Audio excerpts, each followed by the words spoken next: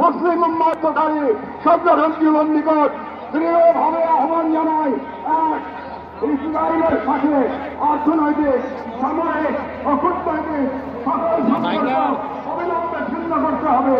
দুই, জাহান্নামী রাষ্ট্রের বিরুদ্ধে বাণিজ্যিক অবরোধ ও নিষেধাজ্ঞা আরোপ করতে হবে।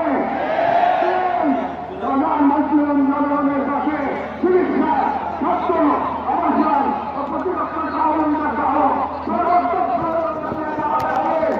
চার, আন্তর্জাতিক পর্যায়ে ইসরায়েলকে একসাথে করতে সক্রিয় কূটনৈতিক অভিযান শুরু করতে হবে। এবং পাঁচ, জাহান্নামের দোষর ভারতের হিন্দুত্ববাদী শাসনের অধীনে মুসলিমদের অধিকার হারান, বিশেষ করে রাষ্ট্রের বিরুদ্ধে ওআইসি ও মুসলিম রাষ্ট্রগুলোকে দৃঢ় প্রতিবাদ ও কার্যকর কূটনৈতিক অবস্থান নিতে হবে। তারা